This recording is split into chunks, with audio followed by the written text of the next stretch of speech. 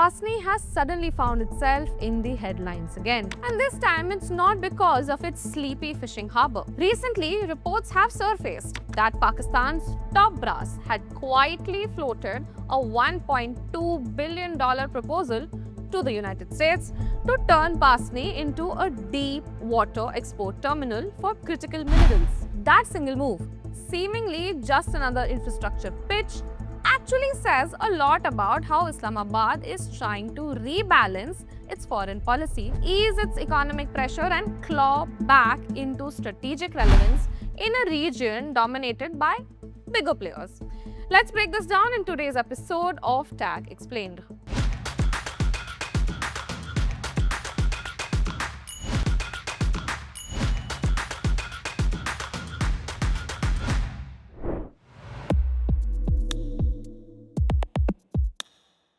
Pasni is a small coastal town in Balochistan, about 70 miles east of Gwadar and 100 miles from the Iran border. It already has a modest port, a PMSA base and a fish harbour, though most of that infrastructure has been choked by silting for years.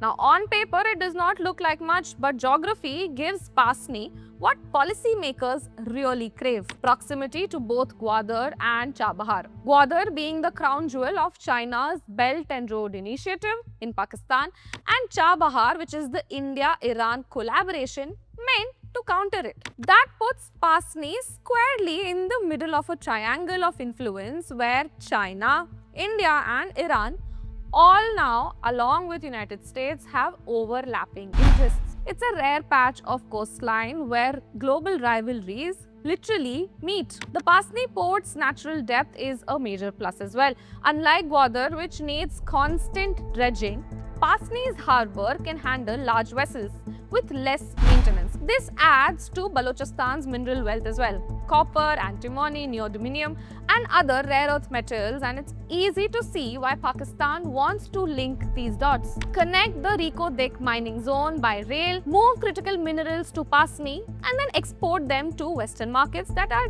desperately trying to reduce their dependence on China. What is Reko-Dik's significance? We have discussed this in one of our previous videos, link to which you will find in the caption below. Now, on paper, it's a simple equation.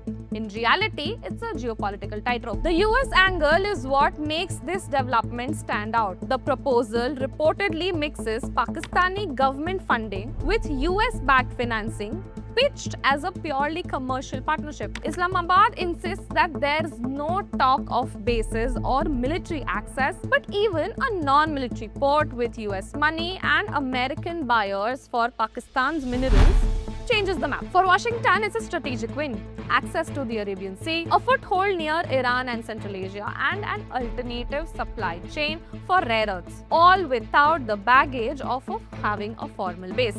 For Pakistan, it's a way to break its near total dependency on Beijing, diversify foreign investments, and remind the world that it still matters. The timing isn't random either.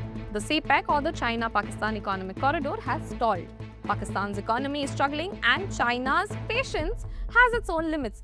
The Frontier Works Organization's $500 million deal with the US Strategic Metals and reports of Pakistan's first rare earth shipment to the US show a clear shift underway. When Prime Minister Shehbaz Sharif and General Asim Munir met Donald Trump in late September this year, reportedly presenting samples of Pakistani minerals, the optics were not subtle at all. Islamabad is signaling to Beijing and Washington alike: Pakistan is open for business, but not on anyone's exclusive terms. The problem, of course, is Balochistan. No serious investor can ignore the insurgency that has plagued the province for decades. The grievances are old: resource exploitation, political marginalization, and a heavy-handed military presence. But the violence is current. The Baloch Liberation Army, or the BLA, and the Baloch Republic Guards, or the BRG, have repeatedly hit infrastructure and transport routes to send a message. Federal control may extend on maps, but not on ground. There have been 7 attacks on the Jafar Express as well this year, including a hijacking in March and a bombing this month that derailed multiple coaches. underlining just how fragile Pakistan's internal logistics really are. Not just internal logistics, but also its political climate in Balochistan. If the state cannot secure a passenger train, can it really protect a billion-dollar rail corridor carrying rare earth minerals? That's the contradiction at the heart of Pasni's pitch. The project makes perfect strategic sense and almost no immediate practical sense. It promises diversification, investment, and diplomatic leverage for Pakistan, but it rests on a shaky foundation. A province in rebellion, an overstretched government, and a risk-averse investor climate. The potential upside for the US is obvious: minerals, access, and a way to balance China without having permanent bases. But Washington would also inherit Pakistan's headaches: security liabilities, possible friction with India and Iran, and unpredictability of Islamabad's own politics. China, meanwhile, won't take this lightly. A US-funded port just 70 miles from Gwadar is bound to set off alarms in Beijing. It threatens to undercut the monopoly Gwadar was supposed to represent within the CPEC and the BRI. Expect China to either double down on Gwadar or quietly pressure Pakistan through economic and political channels. India too will watch closely. A US presence so close to Chabahar would force New Delhi to rethink its Western maritime strategy. And Iran, already wary of encirclement, might respond with tightening its partnerships with India and Russia to offset Western influence in the maritime backyard. Everything depends on how far the idea actually goes. There's a spectrum of outcomes. The talks could remain informal and fade away, or they can evolve into a civilian commercial value. Eventually, it may even quietly morph into limited US logistical cooperation or collapse under political, financial, or security pressure. The most likely short-term outcome is the least dramatic: exploratory discussions, feasibility studies, and cautious signaling from both sides. But even that's enough to make regional powers nervous. In the end, Pasni's fate will depend less on grand strategy and more on execution itself.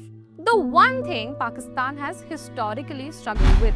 The port could become the bridge between Pakistan's mineral wealth and global markets, or it could join the long list of half-built, half-funded dreams that litter the country's development map. That is all from us today. This is Garima and you are watching The Asian Chronicle.